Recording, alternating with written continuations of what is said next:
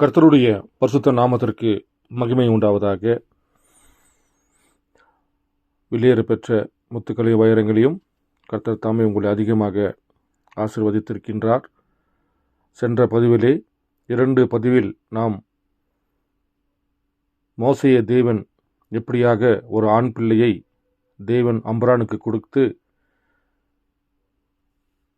கப்ரியேல் தூதன் மூலியமாக அவரிடத்தில் பேசி 400 வருடங்களாக அடிமைத்தனமாய் இருந்த பிள்ளைகளை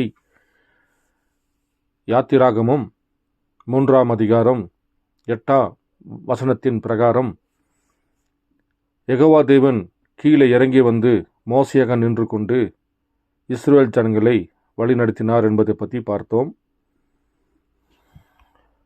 இன்று காலைவெளியிலே மறுபடியுமாக குமாரனாக ஒரு ஆண் பிள்ளையை தேவன் பூமிக்கு அனுப்புகின்றார்.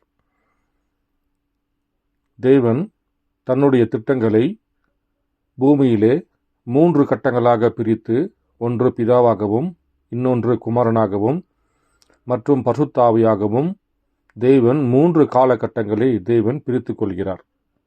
அந்த 3 காலகட்டத்துக்கும் தேவன் ஒரு ஆண் பிள்ளையை பூமியிலே பிறக்க வைத்து அந்த ஆண் பிள்ளைக்குள்ளே தேவன் தன்னை மறைத்துக் கொள்கிறார். இப்பொழுது நாம் இரண்டாவதாக குமாரனாக தேவன் இந்த பூமியிலே ஒரு ஆண் பிள்ளையாக பிறக்கின்றார். தேவன் மோசேயை ஆண் பிள்ளையாக பிறக்க வைத்து எப்படியாக அவரை கண்ணின் மணி போல பாதுகாத்து கொண்டு வந்து மோசேயின் மூலியமாக தேவன் ஆசரிப்பு கூடாரத்தை ஏதேன் தோட்டத்திலிருந்து முதலாக ஆசரிப்பு கூடாரம் இருந்தது. தேவன் மோசனிடத்திலே பரலோகத்திலிருந்து ஆசரிப்பு கூடாரத்தை கொண்டு வந்து வைத்து அந்த ஆசரிப்பு கூடாரம் எப்படியாக செய்ய வேண்டும் என்று தேவன் வேத வார்த்தைகள் மூலியமாக மோசனிடத்திலே தேவன் வெளிப்படுத்தி காண்பித்தார். அன்றைய நாட்களிலே உலக ஜனங்களுடைய பாவங்களுக்காகவும் ஆசாரியனுடைய பாவங்களுக்காகவும் பார்ப்பீர் என்றால் அந்த 12 கோத்திரத்துக்குரிய ஒவ்வொருத்தருடைய பாவங்களுக்காகவும்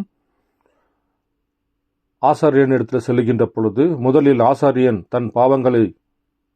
தன் பாவங்களுக்காக அங்கே ஆடுகளை பலியிட்டு, பிறகு 12 கோத்திரத்தில் இருந்து வருகிற குமாரர்களுக்காகவும் ஆடுகளை பலியிட்டு கொண்டிருந்தார்கள். ஆனால் அவர்கள் வருடம் ஆடுகளைத்தான் பலி கொடுத்தார்களே தவிர அவர்களுடைய இருதயம் மாறவில்லை. அவர்கள் மனம் திரும்பவில்லை. தன்னுடைய பாவங்களை விட்டுவிட்டு கர்த்தருடைய வார்த்தைக்கு அவர்கள் மனம் திரும்பவில்லை. ஒன்றும் அறியாத ஆடுகள் மிருகங்கள் ஆகிய அங்கே அடிபட்டது தவிர 12 கோத்திரத்துக்கிற பிள்ளைகள் யாருமே மனம் திரும்பவில்லை. ஏனென்றால் நியாயப்பிரமாணம் என்பது தண்டனை தருவதாக இருக்கிறது. நியாயப்பிரமாணத்திலே உங்களுக்கு மன்னிப்பு கிடைக்காது. நீங்கள் வேதாகமத்தில் வாசித்திருப்பீர்கள், கண்ணுக்கு கண்ணு பல்லுக்கு பல்லு, இப்படியாக ஒரு காரியத்தை செய்கின்ற பொழுது அந்த நபருக்கு மன்னிப்பு இல்லாமல் நியாயப்பிரமாணம் தண்டனை மாத்திரம்தான் தருகிறதாக இருக்கிறது என்பதை நாம் பழைய ஏற்பாடுகளில் வாசிக்கின்ற பொழுது நியாயம் பிரமாணங்களை பற்றி நாம் அறிந்திருக்கின்றோம். இப்படியாக 12 கோத்திரங்களும் தன்னுடைய பாவங்களுக்காக ஆடுகளை பலியிட்டு கொண்டு வந்திருந்தார்கள். ஆனால் மனம் திரும்பவில்லை, அவர்களுக்கு மன்னிப்பு கிடைக்கவில்லை. பிறகு தேவன் இஸ்ரவேல் ஜனங்களிடத்திலே மோசேயின் மூலியமாக, ஏசாயா மூலியமாக, எரோமியான் மூலியமாக, தானியேல் மூலியமாக இப்படியாக ஆதியாமத்திலிருந்து ஆதியாமத்திலிருந்து மல்கியா வரைக்கும் பார்ப்பீர் என்றால் தேவன் தன்னுடைய குமாரனை அனுப்புவதாக அநேக இடத்தில் தேவன் தன்னுடைய வாக்குத்தத்தத்தை தேவன் வைத்திருக்கின்றார். இதற்காக உலக ஜனங்களுடைய பாவங்களை மன்னிப்பதற்காக. ஏனென்றால் ஆடுகளின் இரத்தம் சில நாட்களுக்கு மாத்திரமே 12 கோத்திரங்களின் ஜனங்களின் பாவங்களை மறைத்து வைத்தது, ஆனால் மன்னிப்பு தரவில்லை. அப்பொழுது தேவன் தன் குமாரனையே அனுப்புவதாக, தானே குமாரனாக வெளிப்படுவதாக வாக்குத்தத்தம் செய்திருப்பதனாலே தேவன் ஏசாயா புத்தகத்திலே இஸ்ரவேல் ஜனங்களுக்கு வாக்குத்தத்தம் செய்திருக்கிறார். பாருங்கள், அதை கொஞ்சம் வாசிக்கின்றேன். ஏசாயா புஸ்தகம் 7ஆம் அதிகாரம் 13 மற்றும் 14 நான் வாசிக்கின்றேன். அப்பொழுது ஏசாயா, தாவீதின் வம்சத்தாரே கேளுங்கள், நீங்கள் மனுஷரை விசனப்படுத்துகிறது போதாதென்று என் தேவனையும் விசனப்படுத்த பார்க்கிறீர்களோ? ஆதலால் ஆண்டவர் தாமே உங்களுக்கு ஒரு அடையாளத்தை கொடுப்பார்.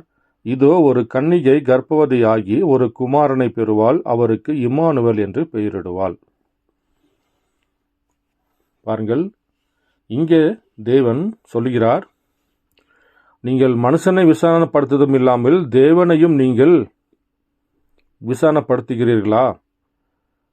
அதனால் ஆண்டவர் உங்கள் மத்தியிலே ஒரு அடையாளத்தை கொடுத்து ஒரு கன்னிகை கர்ப்பவதியாவாள்.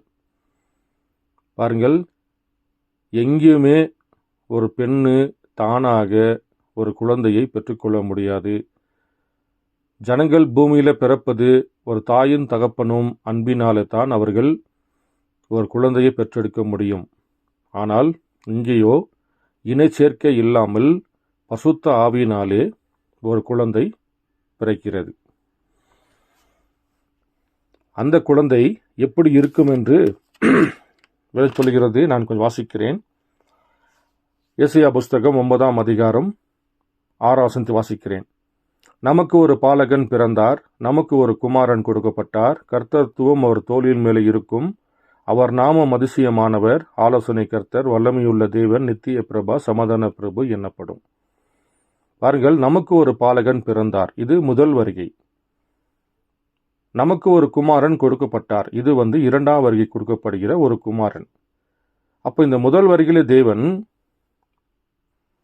கண்ணின் வயிற்றிலே ஒரு குழந்தையை பிறக்கின்ற பொழுது யெகோவா தேவன் தன் குமாரனை பூமிக்கு அனுப்புகிறார். எப்படி அனுப்புகிறார்? ஒரு ஆண் குழந்தையை போல. அப்போ பழைய ஏற்பாட்டின் நாட்களிலே தேவன் அம்பரானிடத்திலே கப்ரியேல் தூதன் மூலியமாக பேசுகின்ற பொழுது அங்கே ஒரு ஆண் குழந்தையை தேவன் தந்தார். அந்த ஆண் குழந்தையின் மூலியமாக தேவன் மோசே வளர்ந்து பெரியவனா வருகின்ற பொழுது மோசேவோட சரீரத்தை தேவன் எடுத்துக்கொண்டு அந்த மோசைக்குள்ள தேவன் தன்னை திரை மறைத்து கொண்டார். யாத்திராகமம் 3ஆம் அதிகாரம் 8ஆம் வசனத்தின்படி 400 வருடங்களாக அடிமைத்தனமாய் இருந்த பிள்ளைகளை பாலும் தேனும் ஓடுகிற கானாந்தேசத்துக்கு அழைத்து செல்வதற்காக நான் இறங்கினேன், நான் பூமிக்கு வந்தேன் என்று வேதம் சொல்கிறது. அப்படியாக தேவன் அப்பொழுது எங்கே நின்றார் என்றால், பாருங்கள், அவர் மோசையாக நின்று கொண்டார். அது பிதாவாக வெளிப்படுகின்ற பொழுது ஒரு ஆண் குழந்தை. இப்பொழுது தேவன் உலக ஜனங்களுடைய பாவங்களை மன்னிப்பதற்காக தானே ஒரு குமாரனாக வெளிப்படுகின்றையில் அந்த குமாரன் எந்த ஆணும் பெண்ணுக்கும் பிறக்கப்படாமல் கர்த்தராலே பசுத்த ஆவியினாலே கண்ணின் வயிற்றிலே ஒரு குழந்தையை பெறப்போவதாக தேவன் வாக்குத்தத்தம் செய்திருந்தார். அப்படி செய்கின்ற பொழுது பாருங்கள், அந்த குழந்தை பூமியில வருகின்ற பொழுது அம்ரானிடத்தில் எப்படி கப்ரியேல் தூதன் பேசினாரோ அதே போல பாருங்கள், கப்ரியேல் தூதன் மீண்டுமாக ஒரு ஆண் குழந்தையை, தேவனால் அனுமதிக்கப்படுகிற ஒரு ஆண் குழந்தை பூமியில பிறக்கின்ற பொழுது அந்த ஆண் குழந்தையை பெற்றெடுப்பதற்காக தேவன் மரியாளை தயார்படுத்துகிறார். மோசையை பிறக்கின்ற பொழுது எப்படியாக அம்பரானை தயார்படுத்தினாரோ அதே போல மரியாளை தயார்படுத்துகிறார். அதை நான் கொஞ்சம் வாசிக்கிறேன். லூக்கா 1ஆம் அதிகாரம் 28 முதல் 31 வரைக்கும் நான் கொஞ்சம் வாசிக்கிறேன். 27 வாசிக்கிறேன். மன்னிக்கவும், 26வது வசனத்திலிருந்து வாசிக்கிறேன். 6ஆம் மாதத்திலே கப்ரியேல் என்னும் தூதன் கலிலேயாவில் உள்ள நாசரத் என்னும் ஊரில் தாவீதின் வம்சத்தனாகிய யோசேப்பு என்கிற நாமமுள்ள புருஷனுக்கு நியமிக்கப்பட்டிருந்த ஒரு கன்னிகை இடத்திற்கு தேவனாலே அனுப்பப்பட்டான். அந்த கன்னியின் பெயர் மரியாள். அவள் இருந்த வீட்டில் தேவதூதன் பிரவேசித்து, கிருபை பெற்றவளே வாழ்க, கர்த்தர் உன்னுடனே இருக்கிறார், ஸ்திரீகளுக்குள்ளே நீ ஆசீர்வதிக்கப்பட்டவள் என்றான். அவளோ அவனைக் கண்டு அவன் வார்த்தையினால் கலங்கி இந்த வாழ்த்தால் எப்படிப்பட்டதோ என்று சிந்தித்து கொண்டிருந்தாள். தேவதூதன் அவனை நோக்கி, மரியாளே, பயப்படாதே, நீ தேவனிடத்தில் கிருபை பெற்றாய். இதோ நீ கர்ப்பவதியாகி ஒரு குமாரனை பெறுவாய், அவருக்கு இயேசு என்று பெயரிடுவாயாக. பாருங்கள், எப்படியாக முதல் குழந்தை, ஆண் குழந்தை, மோசோட அப்பா அம்ராம் இடத்திலே கபிரியேல் தூதன் பேசினாரோ அதே போல பாருங்கள், இரண்டாவது ஆண் பிள்ளையாக கர்த்தர் பசுத்த ஆவியினாலே கன்னி மரியாள் வயிற்றிலே தன்னுடைய ஆவியை ஊற்றுகின்ற பொழுது அங்கே கபிரியேலின் தூதன் மூலியமாக மரியாளிடத்திலே தூதன் பேசுகிறார். அப்படி பேசுகின்ற பொழுது பாருங்கள், அந்த இடத்திலே இயேசு என்று பெயரிடுவாயாக என்று சொல்லப்படுகிறது. ஆனால் ஏசாயா புஸ்தகத்திலே 7ஆம் அதிகாரம் 14 வசனத்திலே பார்ப்பீர் என்றால் அவர் இம்மானுவேலாக இருப்பார் என்று சொல்லப்பட்டிருக்கிறது. அப்போ இந்த இயேசு என்ற பேரு பாருங்கள், பழைய ஏற்பாட்டின் புஸ்தகத்திலே இல்லை. பழைய ஏற்பாட்டின் வேதாகமத்திலே இம்மானுவேல் என்று சொல்லப்பட்டிருக்கிறது. ஆனால் தேவன் மரியாளுக்கு மாத்திரம் இயேசு என்று வெளிப்படுத்தி காண்பிக்கின்றார். யோசேப்பினிடத்திலும் பாருங்கள், அவர் அங்கே கபிரியேல் தூதன் போய் பேசி யோசேப்பு மரியாளை தள்ளிவிட வேண்டும் என்று எண்ணம் கொண்டிருக்கின்ற பொழுது கபிரியேல் தூதன் அங்கே யோசேப்பினிடத்தில் பேசி மரியாளை நீ தள்ளிவிடாத என்று பாருங்கள், அங்கேயும் கபிரியேல் தூதன் நின்று கொண்டு பேசுகிறார். இதற்காக இப்படிப்பட்ட ஒரு காரியம் தேவன் பூமியிலே வைக்க வேண்டும். ஏனென்றால் உலக ஜனங்கள் 12 கோத்திரங்கள் அநேகம் பாருங்கள், எல்லோருமே நியாய பிரமாணத்தில் வாழ்ந்து இருக்கின்ற பொழுது ஒருத்தருக்கு மன்னிப்பு கிடையாது. நியாய பிரமாணத்தின்படி ஒருவனுக்கு தண்டனை மாத்திரம்தான் கிடைக்கும், தவிர மன்னிப்பு கிடைக்கவே கிடைக்காது. அந்த நாட்களிலே ஆடுகளை பலியிட்டு கொஞ்ச நாளைக்கு மாத்திரமே பாவங்கள் மறைக்கப்பட்டு தவிர நிவர்த்தி தர முடியவில்லை. அதனால் தேவன் தன்னுடைய குமாரனாக தானே யெகோவா தேவனே கன்னின் மரியாள் உடைய கருவுக்குள்ளே தன்னை ஆவியின் பிரகாரம் ஊற்றப்பட்டு ஒரு குழந்தையாக அங்கே பெற்றெடுக்கின்றார். அப்படி பெற்றெடுக்கின்ற பொழுது அவருடைய பெயரு இயேசு என்று சொல்லப்படுகிறது. ஆனால் தாவீதின் குமாரனாக பாருங்கள், அப்போது என்ன ஆகி போச்சு இவங்களுக்கு எல்லாத்துக்குமே, இவர் பெரிய ராஜாவோட வீட்டில் பிறப்பாரு, சாலமோன் போல, சவுலை போல, தாவீதை போல இவர்கள் ராஜாவாக இருந்து ஆட்சி பண்ணுவார்கள், குதிரை மேலே சவாரி செய்வார்கள், அல்லது போர்ச்சவர்களை பின்னாடியாகவும் இவர் அநேக விதமான ஒரு ராஜாக்கள் அணிய வேண்டிய அலங்காரங்களை அணிந்து கொண்டு குதிரை மேலே ஏறி வருவார் என்று இப்படியாகத்தான் இஸ்ரவேல் ஜனங்கள் தன்னுடைய மனித ஞானத்திலும் பாரம்பரியத்திலும் தேவனை எதிர்பார்த்து கொண்டிருந்தார்கள். ஆனால் தேவன் யூதனுடைய ராஜா எங்கே பிறந்தார்? அவர் மாட்டு கொட்டகையில்.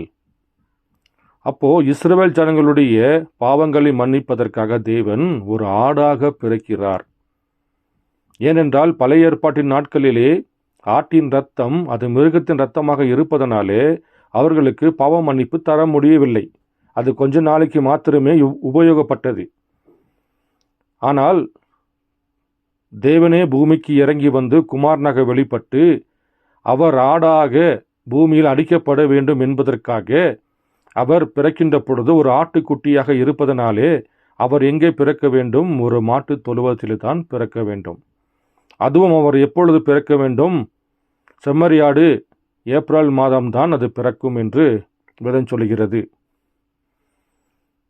ஆனால் உலக ஜனங்கள் ரோமன் கத்தோலிக்கர்கள் உடைய பிரமாணங்கள் படி அதை அவர்கள் 25ஆம் தேதி, அதாவது SUN சன் சூரிய பகவானுடைய பிறந்த நாளை SON சன் குமாரனுடைய பிறந்த நாளாக அவர்கள் மாற்றிவிட்டார்கள். நீங்கள் ஒரு 20 வருஷம் 30 வருஷத்துக்கு முன்னாடி நீங்கள் பார்ப்பீர் என்றால் எக்ஸ்மாஸ் என்று தான் கிறிஸ்துமஸ் பண்டிகையை கொண்டாடுவார்கள். காரணமே இல்லாத பண்டிகை. இதெல்லாம் யாரு கொண்டு வந்தது பார்ப்பீர் என்றால் இது எல்லாருமே பாருங்கள் ரோமன் கத்தோலிக்கிலிருந்து வந்த ஒரு காரியமாக இருக்கிறது. ஆனால் அவர் அடிக்கப்பட வேண்டிய ஒரு ஆட்டுக்குட்டியாக இருப்பதனால தான் யோவான் ஸ்நானகன் ஒரு தீர்க்கதரிசியாக இருப்பதனாலே தேவன் அதை யோவானுக்கு வெளிப்படுத்தி காண்பிக்கின்றார். நீங்கள் யோவான் 1ஆம் அதிகாரம் 35 முதல் 37 வரைக்கும் நான் கொஞ்சம் வாசிக்கின்றேன். மறுநாளிலே யோவானும் அவனுடைய சீசரில் 2 பேரும் நிற்கும்போது இயேசு நடந்து போகிறதை அவன் கண்டு, இதோ தேவ ஆட்டுக்குட்டி என்றான். பாருங்கள், இயேசுவோட பேரு தேவ ஆட்டுக்குட்டி. ஏனென்றால் உலக ஜனங்களுடைய பாவங்களை மன்னிப்பதற்காக ஆசரிப்பு கூடத்திலே ஆசாரியனுக்கு முன்பாக அடிக்கப்பட்ட மிருகமாகிற ஆட்டுக்குட்டியின் ரத்தம் பாவங்களை மன்னிக்கப்படுவதற்கு முடியவில்லை. நியாயப்பிரமாணம் ஒருவனுக்கு மன்னிப்பு தர முடியாது, தண்டனை மாத்திரமே தரக்கூடியதாக இருக்கிறது. அதனால் தேவனே தன்னை குமாரனாக தேவன் கன்னிமரியை வயிற்றுக்குள்ளே கர்ப்பம் தரித்து கொண்டு இயேசுவாக பூமியில் வெளிப்படுகின்ற பொழுது யோவான் ஸ்நானகன் அவரை பார்க்கின்றார், அவரை ஆட்டுக்குட்டி என்று அழைக்கின்றார். அப்போ ஆட்டுக்குட்டியாக பிறக்கிற தேவன் எங்கே பிறப்பார்? அரண்மனையிலே பிறப்பார். பாருங்கள், அவர் அடிக்கப்பட வேண்டிய ஒரு ஆட்டுக்குட்டி, உலக ஜனங்களுடைய பாவங்களை தன் மேலே சுமந்து கொண்டு அடிக்கப்பட வேண்டிய ஆட்டுக்குட்டியாக இருப்பதனால தான் அவர் எங்கே பிறந்தார்? அவர் மாட்டு கொட்டாயில் பிறந்தார். டிசம்பர் மாதம் என்பது உங்களுக்கு எல்லாத்துக்கும் தெரியும். உலகத்தில் இருக்கிற எல்லா இடத்திலும் எல்லா கால சூழ்நிலைகளிலும் பாருங்கள், டிசம்பர் மாதம் என்பது பனிப்பொழிவான மாதம். நட்சத்திரங்களை நீங்கள் காண முடியாது, நிலவை நீங்கள் பார்க்க முடியாது. அது மிகவும் குளிர்காலமாக இருப்பதனாலே பாருங்கள், அங்கே யாருமே ஆடு மாடு மேய்க்கிறவர்கள் அந்த இடத்துல இரவு நேரத்தில் ஆடு மாடுகளை மேய்க்க மாட்டார்கள். ஏப்ரல் மாதம் என்பது வசந்த காலம், ஒரு பூ பூக்கிற காலம், ஒரு செடி வளர்கிற காலம். அது வசந்த காலமாக இருப்பதனால பாருங்கள், தேவன் பூமிக்கு வருகின்ற பொழுது அது ஒரு வசந்த காலமாக இருப்பதனாலே தேவன் ஏப்ரல் மாதத்தை தெரிந்து கொண்டார். ஏப்ரல் மாதம்தான் ஒரு ஆடு குட்டி போடும். அப்படி போடுகின்ற பொழுது பாருங்கள், இவர் தேவ ஆட்டுக்குட்டியாக இயேசுன்னு சொல்லக்கூடிய ஆட்டுக்குட்டி பாருங்கள் மாட்டு தொழுவத்திலே அடிக்கப்பட வேண்டியதாக இருப்பதனாலே அது அங்கே பிறக்கிறது. அப்போ அந்த ஆட்டுக்குட்டியை யார்தான் முதலில் பார்ப்பார்கள்? பாருங்கள், நான் வேதத்தில் வாசிக்கின்றேன். லூக்கா 2ஆம் அதிகாரம் 7 முதல் நான் கொஞ்சம் வாசிக்கின்றேன்.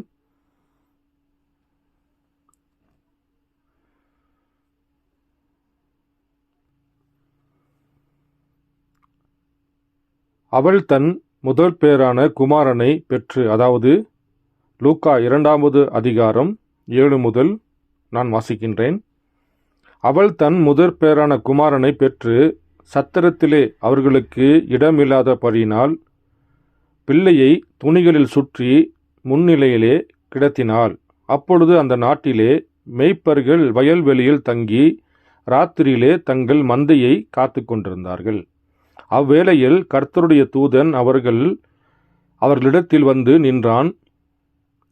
கர்த்தருடைய மகிமை அவர்களை சுற்றிலும் பிரகாசித்து அவர்களை மிகவும் பயந்தார்கள்.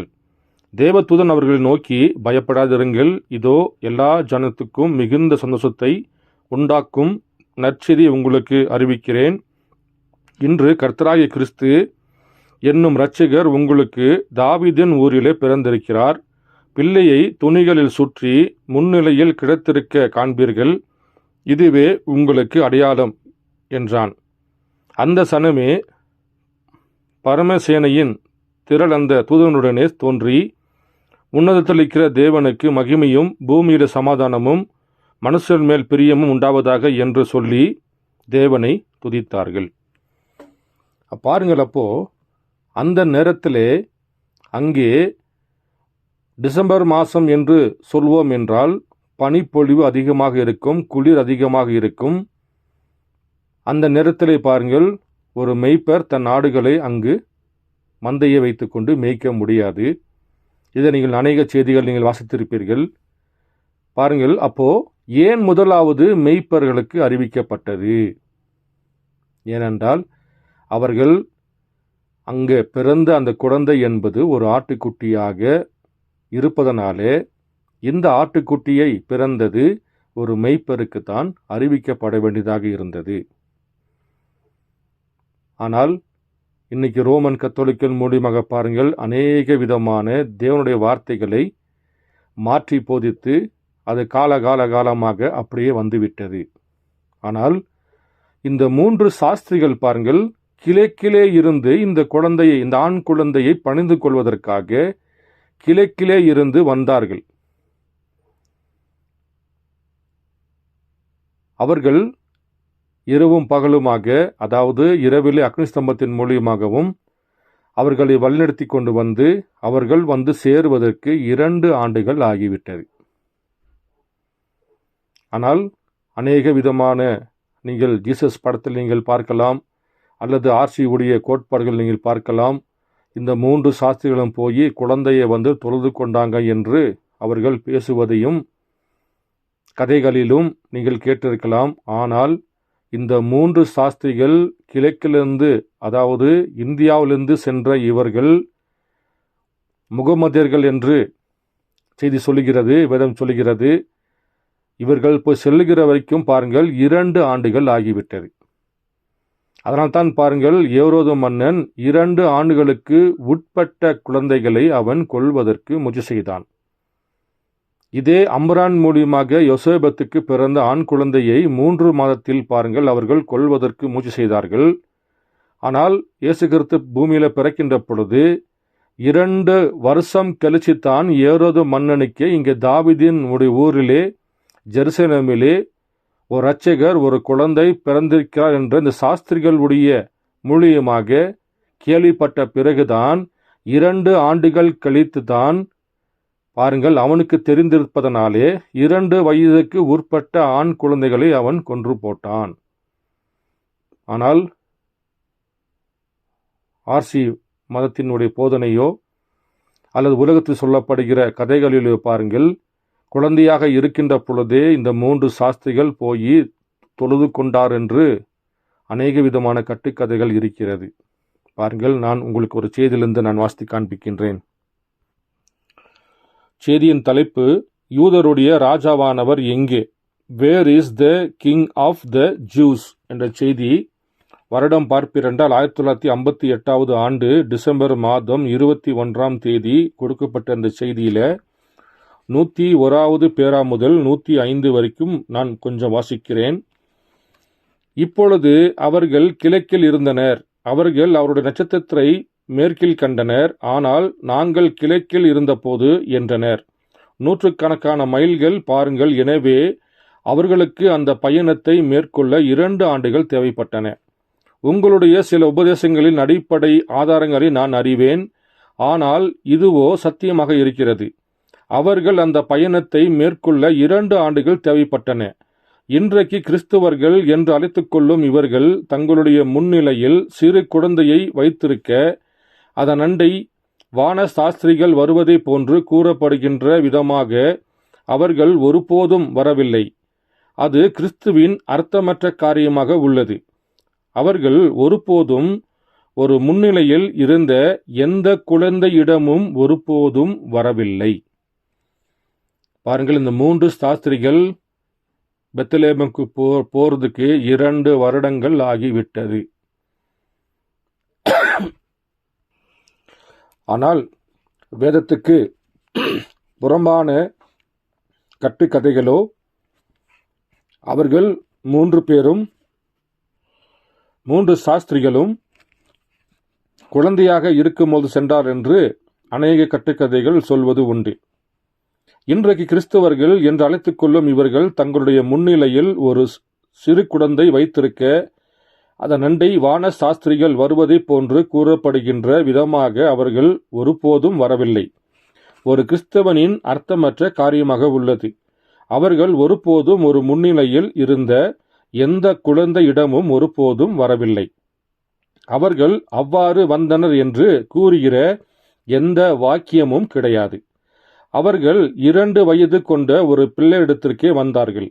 அப்பொழுது அவர் எந்த முன்னிலைமையிலுமே இருக்கவில்லை. அவரோ ஒரு வீட்டில் இருந்தார். அதனுடைய ஏனைய வேத வாக்கியங்களை வாசித்து பாருங்கள். ஆனால் கிறிஸ்துவ பாரம்பரியங்கள் அவர்கள் தங்கள் போதனைகளினால் முழு உலகத்தையும் குழப்பம் அடைய செய்துவிட்டனர். அப்பொழுது அவர் ஒரு சிறு குழந்தையாக இருந்திருந்தால் ஏரோது ஏன் 2 வயது கொண்ட பிள்ளையை கொன்றான்? பாருங்கள், ஏரோதுக்கே குமாரனாக பிறந்த இயேசு கிறிஸ்து பிறந்து 2 ஆண்டுகளுக்கு பிறகுதான் இந்த வான சாஸ்திரிகள் அவரிடத்தில் இப்போ சொல்லுகின்ற பொழுதுதான் எவரது மன்னனுக்கே தெரியும். அப்படியாக இருக்கின்ற பொழுது இவர்கள் இந்த 3 சாஸ்திரிகள் அங்கே செல்லுகின்ற பொழுது இயேசு கிறிஸ்து குழந்தையாக இருக்கவில்லை, அவர் 2 வயது பிள்ளையாக இருந்தார். ஆனால் கட்டுக்கதைகள், அநேக விதமான ஸ்தாபனத்தின் போதைகள் அவர் குழந்தையாக இருக்கின்ற பொழுது வணங்கினார்கள் என்று அவர்கள் பேசிக்கொள்வது வழக்கமாக உள்ளது. பாருங்கள், மேலும் வாசிக்கிறேன். அப்பொழுது அவர் ஒரு சிறு குழந்தையாக இருந்திருந்தால் ஏரோது ஏன் 2 வயது கொண்ட பிள்ளைகளை கொன்றான்? வேத வாக்கியமோ அவர்கள் ஒரு பிள்ளையினிடத்திற்கே, ஒரு குழந்தையினிடத்திற்கு அல்ல, ஒரு பிள்ளையினிடத்திற்கே 2 வயதுடைய ஒரு பிள்ளை அண்டைக்கே வந்தனர் என்று கூறியுள்ளது. ஏரோது அவரை கொல்ல முயற்சிக்கவே 2 வயது கொண்ட பிள்ளைகளை கொல்ல புறப்பட்டான்.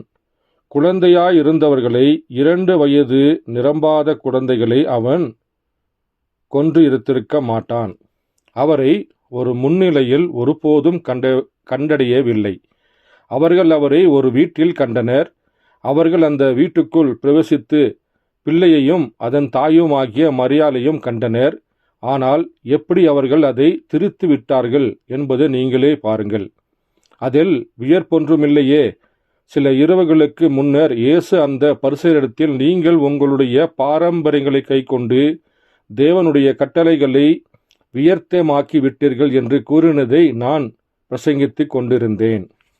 பாருங்கள், அப்போ என்ன ஆகிப்போச்சுன்னா பார்த்தீரென்றால், இந்த 2 வயது இயேசு கிறிஸ்துவாக அவர் வீட்டில் விளையாண்டுருக்கலாம், ஏதோ ஒரு காரியம், அது ஓடி ஆடி விளையாண்டுருக்கலாம். அப்படி இருக்கின்ற பொழுது தான் இந்த 3 சாத்திகள் சென்று அங்கு 2 வயசு இயேசு கிறிஸ்துவை சாஷ்டாங்கமாக வணங்கி அவருக்கு வெள்ளப்போளம், தூபம் காட்டுதல் எல்லாத்தையும் கொடுத்துத்தான் அவரை மகிமைப்படுத்தி கொண்டு வந்தார்கள்.